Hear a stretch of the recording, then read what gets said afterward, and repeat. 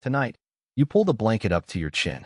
You feel that soft weight settle over you, the warmth already pooling around your shoulders, and within minutes you're gone, drifting off into the dark. It's so automatic you never think about it. But for nearly 200,000 years, your ancestors did this exact same thing, climbed into the blackness of night, without a single thread of fabric to cover them, and not one of them froze to death. If they had, you wouldn't be here. The fact that you're breathing right now, warm in your bed, is proof that they solved a problem that should have killed them. And what they did to survive isn't just clever. It's hidden inside your own body at this very moment. But let's strip it all away. No blanket, no walls, no heater humming in the corner. You're lying on hard earth, and the sun vanished hours ago. The temperature is plummeting past something you can't even imagine. This isn't one cold night. This is every night for an entire lifetime. This is your Pleistocene ancestors' 200 freezing steppes of Ice Age Europe. They had no fur. They had no fire. Not yet. Not for the earliest ones. What they did have was bare skin, a slow pulse, and a brain that was quietly building a superpower so subtle that most people today don't even know they carry it. And the strangest part of this story won't be what you expect. It's not about huddling together, though they did that. It's not about the first tamed flames, though those came later. It's about something that happens inside your own legs while you're reading this sentence. Something your body learned to do so well that it became the reason your bloodline didn't end on a cold night 20,000 years ago. So let's go there. Let's lie down on the ground, on a night with no moon, and feel the cold begin its work. You're on a grassy plain. The last warmth of the day is a memory. Your skin is already tight, the tiny hairs on your arms pulling upright, trying to trap a layer of air that your body knows it's about to lose. The ground beneath you is sucking the heat from your back, and the air around you is hungry for the rest. Your core temperature is around 37 degrees, a furnace burning quietly inside your chest. But that furnace is small, and the night is vast, and physics doesn't care whether you live or die. Heat only flows in one direction. It bleeds from your warm body into the cold world, and it will keep bleeding until you're the same temperature as the dirt. Your ancestors faced this every night for 100,000 years. And if you think that's an exaggeration, consider the timeline. Anatomically modern humans emerged around 300,000 years ago. The earliest evidence of controlled fire is maybe 1,000,000 years old, but widespread, habitual fire use, where you could count on it every night, doesn't show up consistently until about 120,000 years ago. That leaves an enormous stretch of time, tens of thousands of generations, in which your direct ancestors slept through the African night with no fire at all. And even when fire arrived, it wasn't a cozy campfire like you picture. It was a small, stingy flame that had to be fed constantly, that could die in the wind, that you couldn't always carry with you. There were countless nights when the fire went out and the cold came anyway. And still they woke up. Still, they had children. Still, the chain that leads to you remained unbroken. What you have to understand is how deadly the cold actually is. Your body runs a tight ship. If your core temperature drops just 2 degrees, hypothermia begins. You start shivering violently. Your fingers go numb because your body is pulling blood away from your extremities, sacrificing your hands and feet to keep your heart and brain warm. Drop another couple of degrees and the shivering stops. That's the terrifying part. When shivering stops, it's not because you're warming up. It's because your body has run out of energy to shiver. Your brain gets foggy. You start making terrible decisions. People in severe hypothermia sometimes feel suddenly hot and strip off their clothes, a phenomenon called paradoxical undressing, right before they die. If your core hits about 28 degrees, your heart starts fibrillating.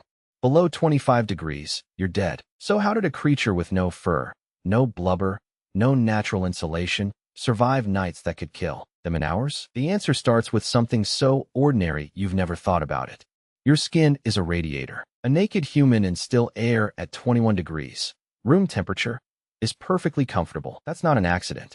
That's a clue. Our entire thermoregulatory system is calibrated for the warm African savanna where we evolved. But the savanna at night drops to 10 degrees, sometimes lower. At 10 degrees, a naked human loses heat fast. At 0 degrees, you've got maybe an hour or two before things get dangerous. At -10, -20, -30, the temperatures Ice Age humans faced in northern Eurasia, you're talking about minutes. And yet they walked into those frozen landscapes. They didn't just survive.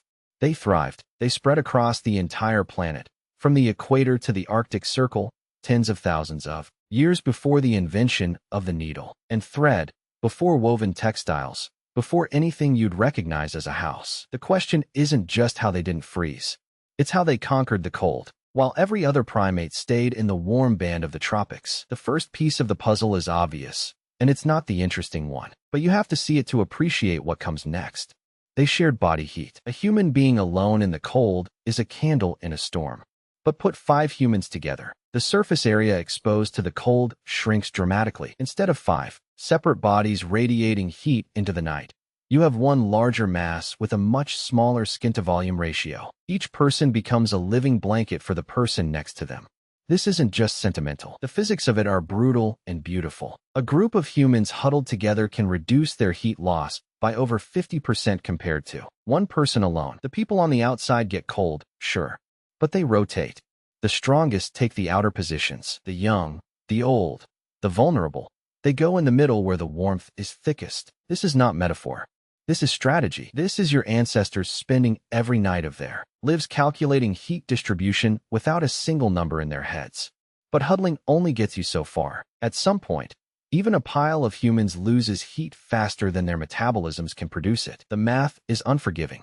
A resting human body generates about as much heat as a 100-watt light bulb. On a cold enough night, with wind pulling warmth away, that's simply not enough. And what scientists found next makes it even stranger. In the 1960s, a physiologist named Perscolander was studying how different creatures survive in cold water. He noticed something odd about humans. When you put a person in cold water, their skin temperature drops. Sure, first the skin cools, the blood vessels constrict, the fingers and toes go white. That's normal. That's vasoconstriction, the body battening down the hatches. But then something else happens. Periodically, seemingly at random, the blood vessels in the fingers suddenly snap open. Warm blood floods back into the cold extremities, and the fingers flush pink and hot. Then they clamp shut again. This cycle repeats over and over, a rhythmic opening and closing of the tiny blood vessels in your hands and feet. Scolander called it the hunting response, because it looked like the body was hunting for a balance between conserving heat and keeping the extremities alive. If you clamp down forever, your fingers freeze solid and you lose them. If you stay open, you lose too much heat from your core and you die. So the body hunts. Open, close, open, close. Your ancestors' hands, gripping cold stone tools in the dark, were kept alive by this flickering internal fire. But the hunting response was just the beginning. In the decades that followed, researchers started looking at indigenous peoples living in extreme cold, like the Inuit, the Sami, the Aboriginal. And they found that these people, through a lifetime of exposure, developed something extraordinary. It's called cold habituation, and it rewrites everything you think you know about your body's limits. Here's what happens. When you, a modern person, are suddenly exposed to cold, your body panics. Your blood vessels slam shut. Your metabolic rate spikes. You shiver furiously. Your stress hormones surge. It's an emergency response. It's costly, it's exhausting, and it can't be sustained for long. But when cold becomes a normal part of your life, when you're exposed to it night after night, your body stops treating it like an emergency. It adapts. The blood vessels in your skin learn to constrict less violently but more steadily, maintaining just enough blood flow to keep your extremities from freezing without losing too much heat. Your metabolism doesn't need to spike as high because your insulation improves through changes in your peripheral circulation. You start shivering at a lower skin temperature, meaning your body lets your surface cool down more before it sounds the alarm. It's as if your internal thermostat gets reprogrammed. The cold that would have made your ancestors' untrained bodies scream and panic became, over weeks and months and years, simply the background hum of night. But even that isn't the strangest thing. There's another adaptation, and this one is buried so deep that it operates below the level of your conscious experience, below even your body's normal temperature regulation. It's called non-shivering thermogenesis, and it's powered by a special kind of fat that you've probably heard of, brown fat.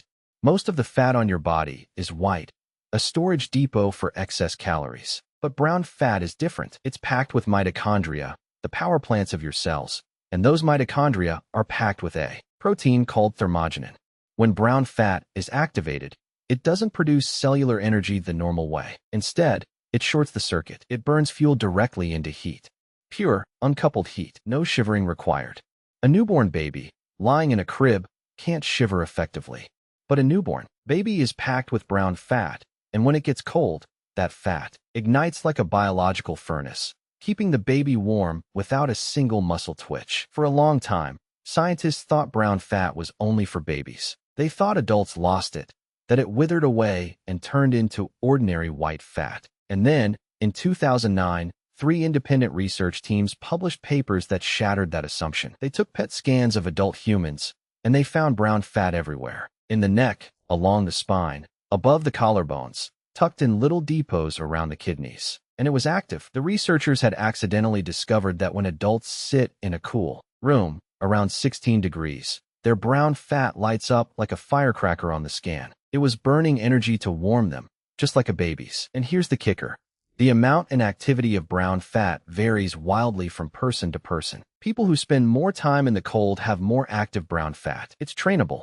Your body grows more of it when it's regularly challenged. Now think about your Ice Age ancestors. They weren't just sitting in a 16-degree room. They were sleeping in sub-zero temperatures, night after night, from infancy to old age. Their brown fat depots would have been enormous, dense, primed like a machine that never turned off. When the sun went down and the heat started bleeding from their skin, their brown fat flicked on. Not an emergency shiver that wasted energy shaking their muscles. A steady, silent burn deep inside their chest and along their spines, radiating warmth into the blood that pumped to their vital organs.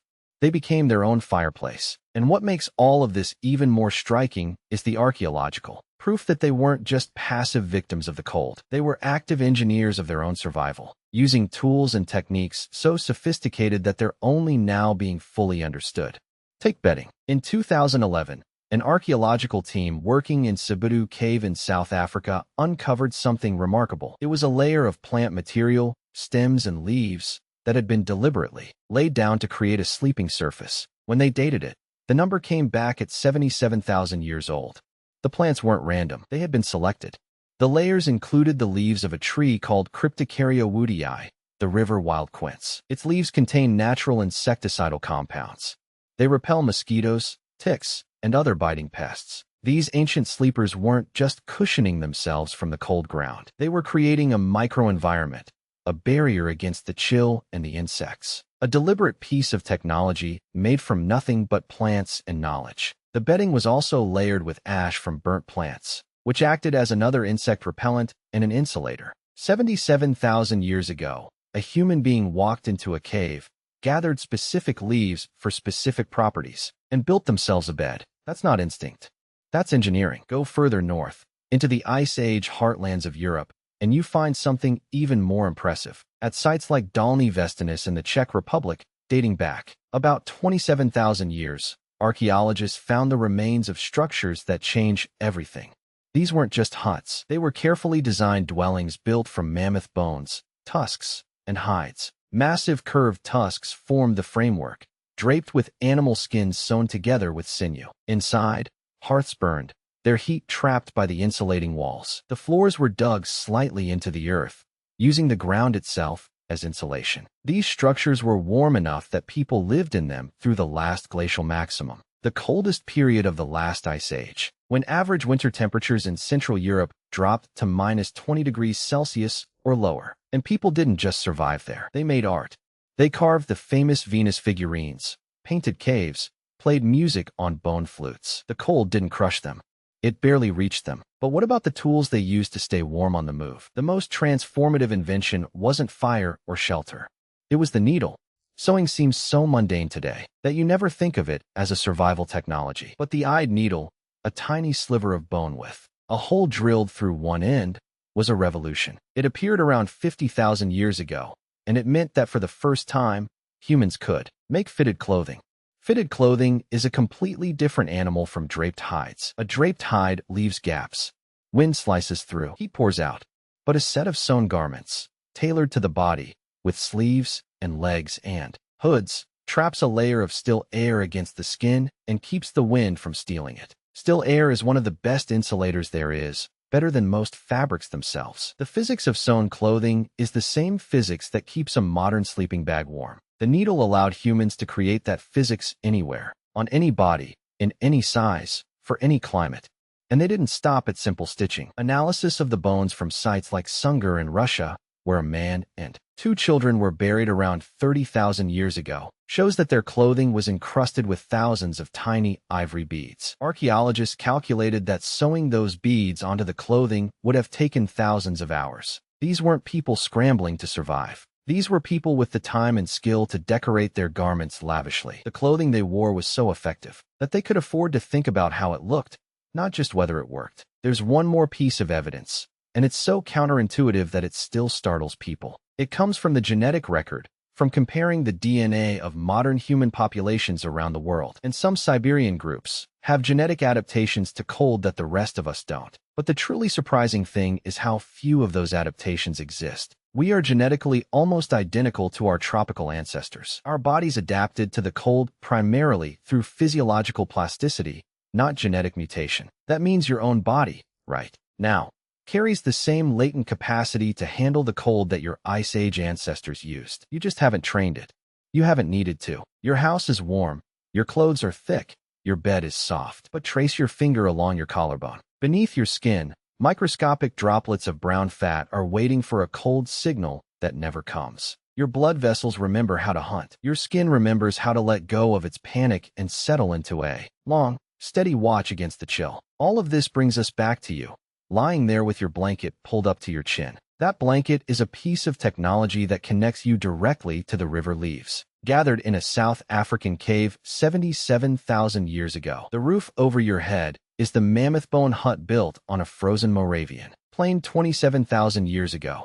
The sweater you wore today is the sewn fur parka that a woman tightened around her child's shoulders on the Siberian steppe 30,000 years ago. You are the inheritor of an unbroken chain of humans who faced the cold night and refused to die in it. But the real inheritance isn't the objects. It's the body you're lying in. That body is a relic of a world where the dark brought terror and the ground froze hard, and the wind found every gap. Every mechanism that kept your ancestors alive through that world is still inside you, quiet, dormant, but present.